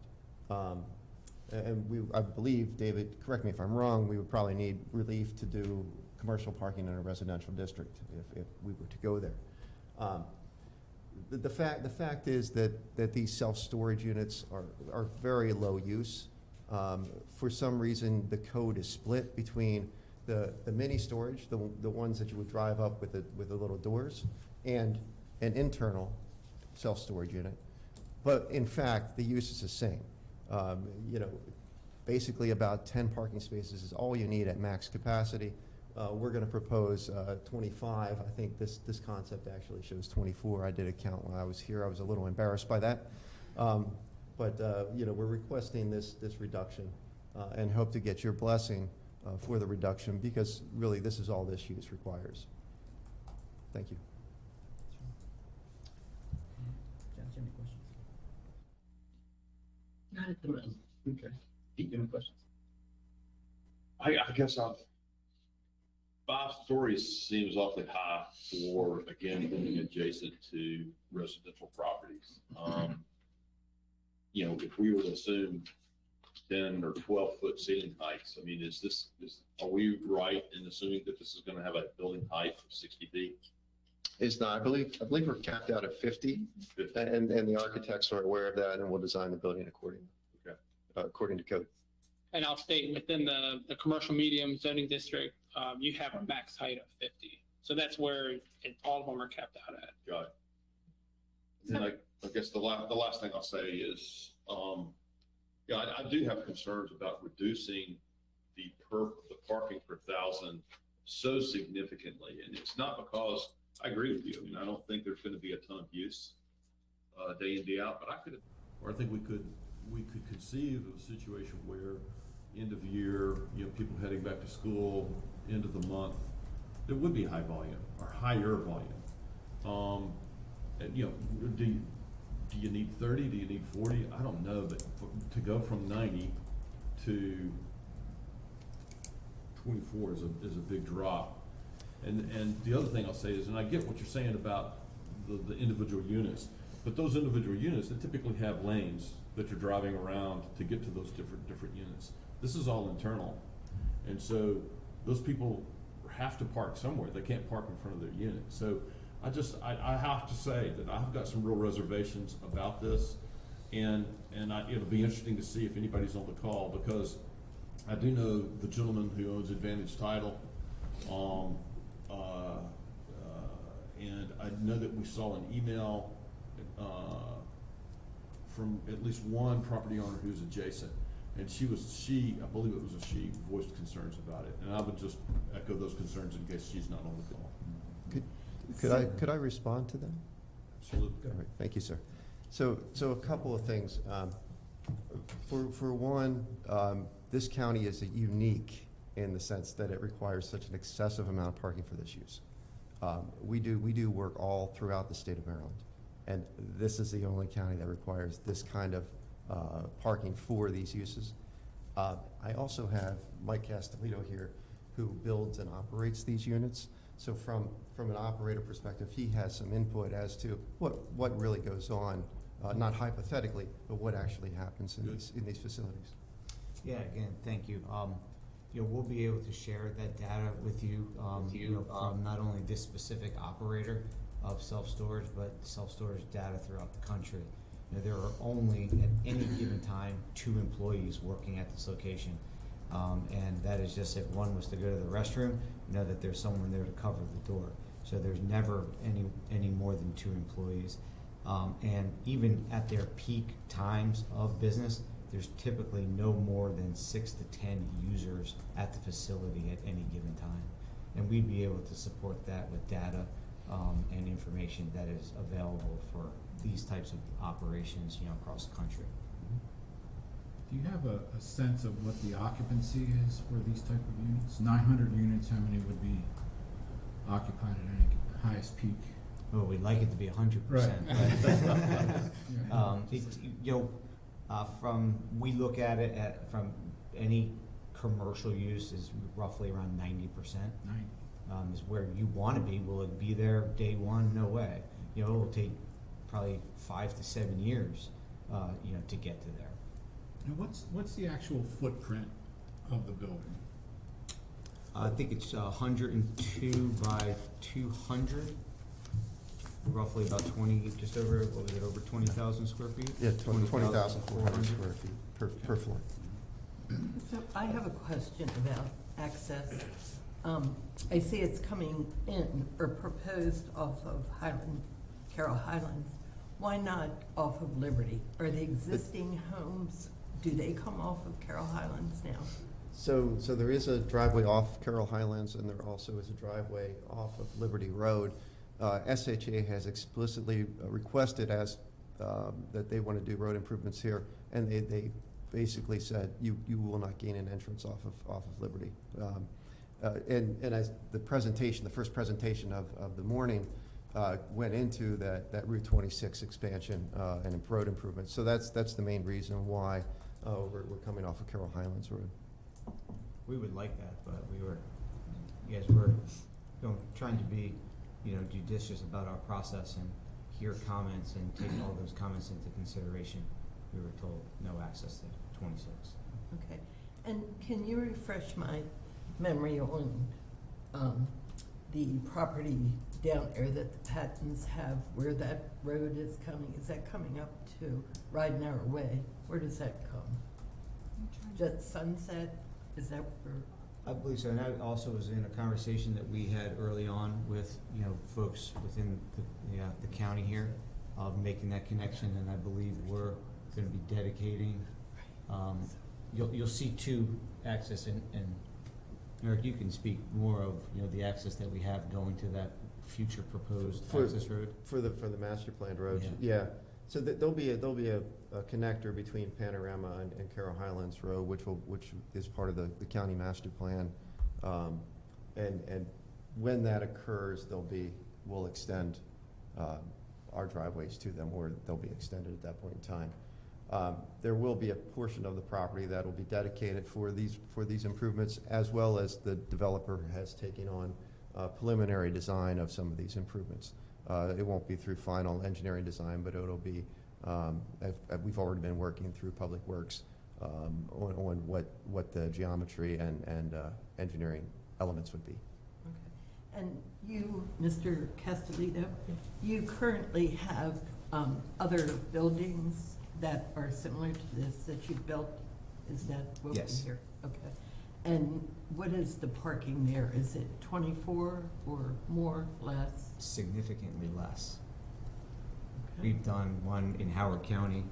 We did it 3 months ago. We finished it. I think it has less than 10 spaces. And that was no variance required. Is this, would this be 24-hour accessible storage? It doesn't have to be. It is a completely secured building, all by card reader. So you can't enter the building unless you have, access code. It's, all cameras, complete security system. There wouldn't be people there per se, like employees 24 hours, but we don't have to be, we don't have to allow 24-hour access. We have some facilities that are not. So, I appreciate the responses to the questions. My personal preference is I'm sensitive to the parking, but at the same time, I'm not a fan of having, just acres of paved land with impermeable surfaces and water runoff and stormwater management issues and all that stuff. So getting the parking right, I'm interested in, and so I'd be very interested in the data you bring back. I know it's not for today, but giving you a preview of questions you're likely to get, at least from me, is gonna be around what data can you show us in your other facilities that right sizes this parking. I am bothered by the height, I'll tell you that right now. I don't think we've allowed signs to be this tall, so let alone buildings. But I know it's permitted, and I get that, and maybe, does your business model work if it's less than 5 stories? I mean, is that even an option that you can come back to us and say, well, we can do a 3-story building here, and that makes sense, and or, if it doesn't, it doesn't, and I get that, but I'm just putting the question out there that I'm gonna be troubled, I am troubled by something that big. And I was looking at the satellite image on my iPad, and I know, as you said, we've got the residential here on that one lot. It's R20,000, I think, or whatever, but you are up against that. Across the street is a pretty big residential community, but I get sort of catty corner is a commercial place. So you're sort of on the margins between commercial and residential, and that's always a tricky place to be, and we always want to balance out residential interest and commercial interest. So I know that's not for discussion today, I'm just giving you concerns that, you know, landscaping is gonna be something's gonna be top of mind for everybody, and whether lighting is gonna be interfering with residential areas and how that's directed and the height of lighting, and noise, sounds like noise is not really a problem here, even if it's 24 hours a day, it's people coming in relatively, you know, it's not tractor trailers coming in delivering big stuff. So those are the, look, I'm happy to, there's a need, you fill it, that's wonderful, and that's good for our community. And so, God bless you for that. We just want to balance out residential versus commercial interests. So whatever you can do to anticipate questions we might have about that and to work well with the community, which I'm sure you will, that'll help facilitate this whole discussion as you move forward in the process. So is that topography there elevated already, isn't it? Yeah. So Yes, yeah, very So much a so. 50-foot on top of that's going to be like the mountain, I think, but I could be wrong. And I think a lot will have to do with the aesthetics of it too. Architecturally wise, as well as landscape, is that where you're thinking? Aesthetics? Yeah, and I think as, just to chime in here, as Mr. McWilliams already said, I mean, once a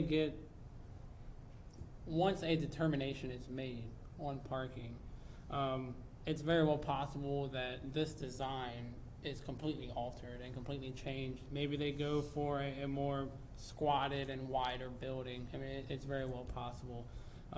And unfortunately, without having a lot of the data that we would normally have with a site development plan, you know, actually being submitted, it's easy to kind of speculate as to what should be done and what may be done and whatnot.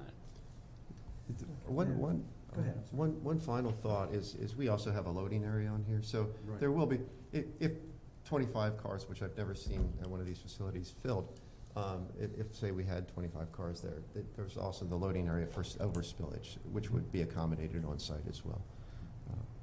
People usually come here to load and unload, they don't come here to park. Yeah. Right, in and out. Well, and I think, is the loading and unloading, is that on the end closest to the? It's on the side facing the Yeah. residential, Yeah. opposite Liberty Road. Yeah, it's on this right here. Yeah, Right. yeah. So the lighting and the noise issues are gonna be, it's kinda helpful, maybe it's helpful to hear our comments ahead of time, even before you've given us Yeah. a site plan. I also want to share, the orientation of the way we have it here is a function of comments made by the county. When we had our preliminary meetings in regards to the connector road, coming from Panorama over at Carroll Highlands, we had originally had this facing, and we wanted it, to be on the Liberty Road side. But then we got asked to accommodate this access road in the long-term plan of the county, which then forces us to front that road and have access off of that road. So, that's where the genesis of that came from. So I think it's important. Yeah, I mean, because again, as I looked at it, I was wondering exactly what you're saying. Why would we put the dock? Again, there's no good place to put a dock, right? I mean, because it's not going to be pleasant. But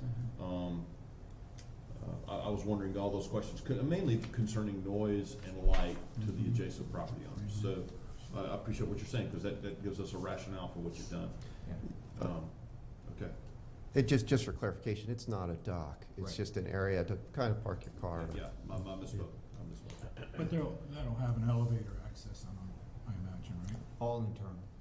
So it's actually quite nice, and I know you'll see these details as we develop the project, but, there'll be sliding glass doors, it's very nice, there'll be a nice covered area for, loading, and all of that then happens inside the building. And then there's a area inside the building, right in front of those doors, that's then would be an elevator that would be inside the facility, so none of that is visible from the outside. Okay. Well, please don't take our comments that were, hostile to this. We just want to make sure that we balance out the interests. We've got a community, and we've got commercial areas, and we just want to make sure we're mindful of all of the different competing interests here to make this as good as it can be. No, I appreciate that, and that's our approach as well, to hear and listen and then try to incorporate. I think we have some callers on the line, so why don't we take comments? Take comments. Pops any other questions? Coming to the GoToMeeting. So Matt, we do have some callers on the line for comment. We have a Nancy Lynch. Nancy Lynch. Oh, yes, I have some concerns on the So caller, Nancy Lynch was Nancy Lynch first, please. Matt, I believe that's caller 2, so if you can mute caller 64. Thank you. Nancy Lynch? Can you hear me? Yes, we can, thank you. Yes. Can you hear me now? Yes, we can. Okay, sorry. Yeah, we are the immediate adjacent homeowner, and we've lived there 35 years. And when we saw the site plan with the required 91 spaces, we were just immediately concerned that with 900 units, to go down to 25 just seems kind of crazy. And we were very concerned that if the entrance is on Carroll Highlands, right next to our house, there'll be cars and trucks idling on the street if they can't find a spot. Like one of the commissioners mentioned, during high volume times, back to school, Christmas. With COVID, a lot of people have been getting rid of stuff, putting stuff in storage. So our main concern is the reduction of the parking spaces. It's a very quiet residential road. There's a lot of young families with young children. There's a bus stop right there, and we're just really concerned about that. And we really wish that the entrance could be off Liberty Road. Thank you. And then I also have a Dawn Mead that signed up for comments on this project. Yes, good morning. Can you all hear me? Yes. Yes. Good morning. My name is Dawn Mead. I have been a resident of Carroll Highlands since 2003, and the home I live in has been owned by the Mead family since the mid-'80s. During that time, we've had a significant neighborhood demographic turnover from a very quiet, more elderly community that had very little traffic to what has now become a vibrant and active community full of kids and full of commuters. Additionally, in the period of time I've lived on this street, what had been a dying, barely occupied real estate agency has become Advantage Title, which is full every day, which again increased traffic at what we call the top end of Carroll Highlands Road, or the end 26. And, we find the idea of this new development greatly problematic, putting aside the issue of a danger to children and the school buses and that sort of thing. Our road ends on Liberty Road where the road narrows. As it is, we have challenges getting in and out of the neighborhood there, both with turning lanes not really kind of being there on Liberty Road, to just the nature of a 2-lane road with a business on one side at the end of a major road without a light. And I can tell you from discussing with the Carroll Highlands Community Facebook page, as well as being a property that butts up to the Panorama Drive community, we have a lot of problems. It's not just the parking, but the development. For a comparison, look at Marvin Avenue, where the new Dunkin' Donuts is. Well, the old, at this point, Dunkin' Donuts. If you go there at the wrong time of day, you have traffic backed up on Liberty Road. You have people waiting to try to turn into that street and idling on that street to get into that facility. And that's with the wide road and with a turning lane there. Our neighborhood does not have that benefit. We don't have a turning lane or a full turning lane. We don't have a light.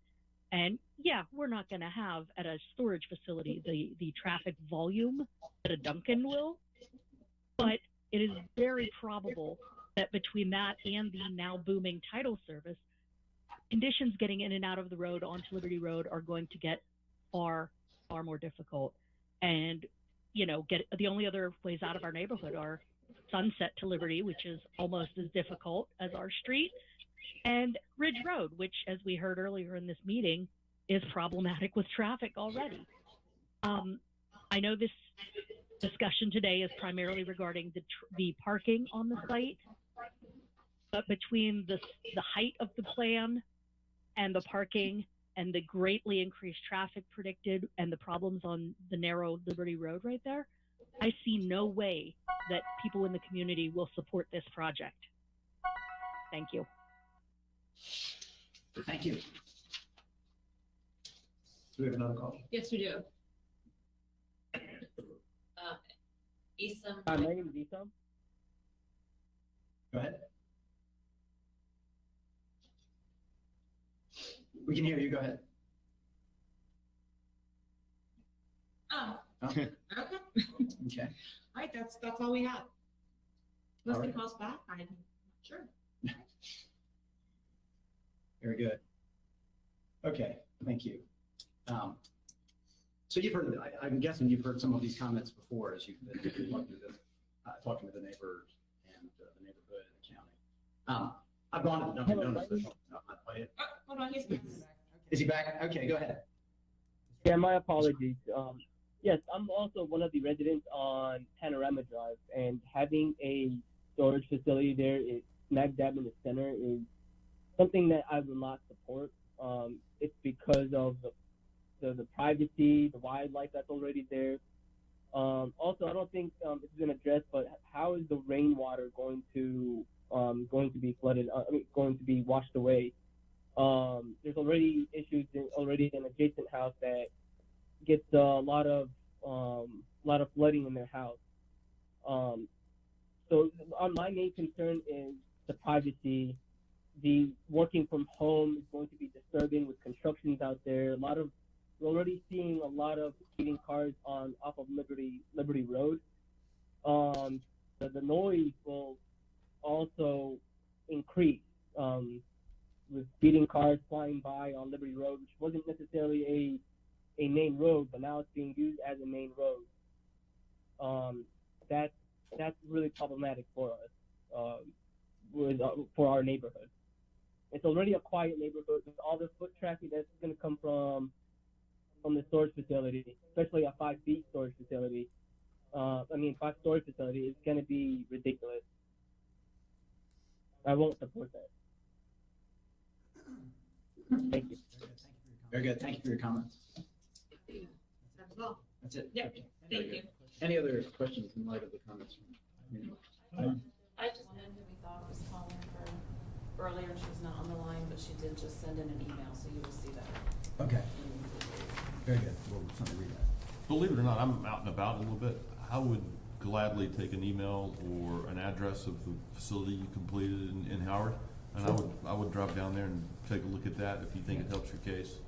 I'm not averse to doing that if that's something you can put in front of us. I'd do it. Sure, it's right on Washington Boulevard in Elkridge. Good, okay. And I will, All right. Yeah, I'll I'll send do that that next time address. I'm at the airport. I'll do that.